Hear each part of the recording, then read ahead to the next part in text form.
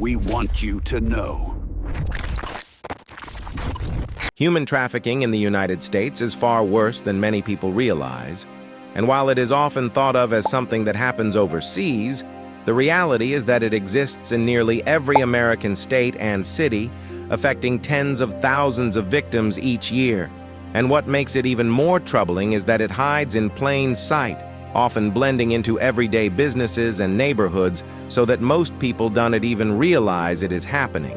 And at its core, human trafficking is the exploitation of people through force, fraud, or coercion, trapping them in situations where they are controlled, abused, and stripped of their freedom. And this exploitation usually happens in two major ways: labor trafficking and sex trafficking, with both causing immense pain and trauma to victims, and traffickers are not always strangers or violent kidnappers like movies suggest, but often people who gain the trust of their victims by pretending to be friends, lovers, or employers, only to later trap them with lies, threats, or financial control, which can be just as powerful as physical chains.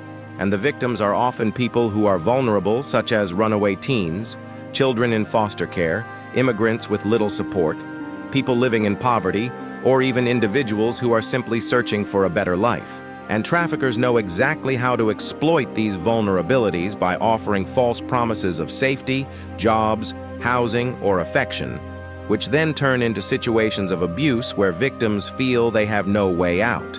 And while the official numbers already look shocking, with thousands of cases reported every year to hotlines and law enforcement, experts believe the true numbers are far higher since many victims remain hidden, afraid, or silenced. And the National Human Trafficking Hotline receives tens of thousands of contacts annually, showing that this crime is widespread across states like California, Texas, Florida, and New York, which tend to rank highest because of their large populations, border access, airports, and busy industries.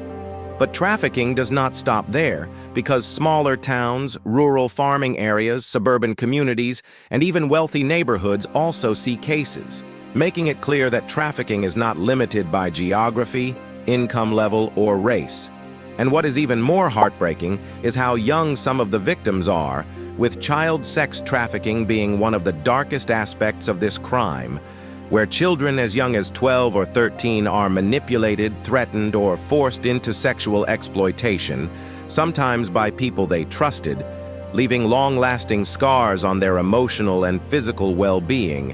And many of these children are runaways or youth who feel unwanted or unloved, making them easy targets for traffickers who act like they care at first, but then trap them in horrific situations. And for adults, labor trafficking is also a huge problem, with immigrants and low-wage workers sometimes promised good jobs only to find themselves working in abusive conditions, often having their wages withheld, their documents taken, and their freedom restricted, leaving them stuck in farms, construction sites, factories, or domestic work situations where they are overworked, underpaid, and treated like property.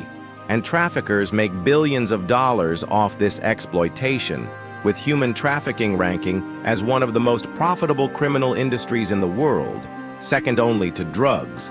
And this money-driven motive means traffickers are constantly adapting their methods to avoid detection, often turning to technology, online platforms, social media, and even dating apps to recruit, advertise, and control victims, which makes it harder for authorities to track them.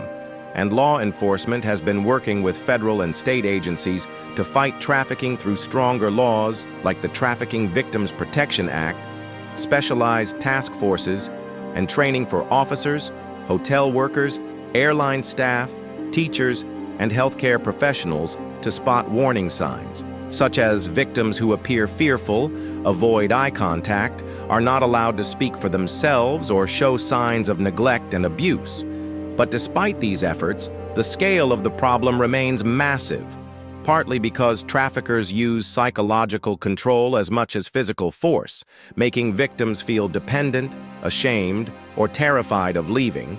And even when victims do escape, their struggles are far from over because survivors often deal with trauma, mental health issues, fear of retaliation, Lack of housing, unemployment, and difficulties in trusting others, and support programs and shelters that exist to help them, are frequently underfunded and unable to reach everyone, leaving many survivors without the resources they desperately need to rebuild their lives. And while international victims brought into the U.S. do make up a portion of trafficking cases, it is important to understand that many victims are actually U.S. citizens trafficked within their own country, showing that this is not just an immigration issue, but a nationwide crisis. And another big problem is public misunderstanding, because many people think human trafficking always looks like kidnapping from movies, when in fact it often looks like manipulation, fake promises, or even exploitation within families. And this misunderstanding makes it harder for the public to recognize real trafficking and for victims to feel believed when they ask for help. And because of the internet, traffickers now have more ways to exploit victims discreetly, using online ads and hidden apps to sell victims. But at the same time, technology is also being used to fight back, with law enforcement developing new tools to detect trafficking patterns online and organizations creating awareness campaigns to educate the public about red flags. And while progress has been made, many survivors say society still blames victims too often, questioning why they didn't escape sooner or assuming they were complicit, which only adds to the shame and trauma victims already feel, when in reality, the manipulation and control used by traffickers can be incredibly powerful. And to answer the question of how bad human trafficking really is in the U.S., one has to understand that even one victim losing their freedom is already too many. But the scale here is tens of thousands, maybe even hundreds of thousands, suffering in silence every year, meaning it is not just bad. It is a national emergency and one of the most urgent human rights issues of our time. And tackling it requires not only law enforcement and government, but also community awareness, public responsibility, survivor support, and the courage to speak up when something seems wrong, because traffickers rely on silence, ignorance, and stigma to continue their crimes. And the more people are educated, alert, and compassionate, the harder it becomes for traffickers to operate.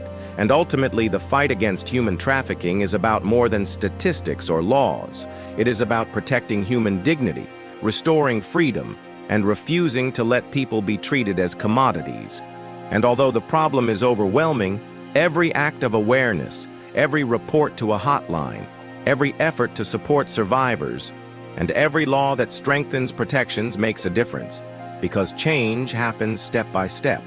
And the more society refuses to look away, the closer the U.S. will be to ending this modern-day form of slavery once and for all.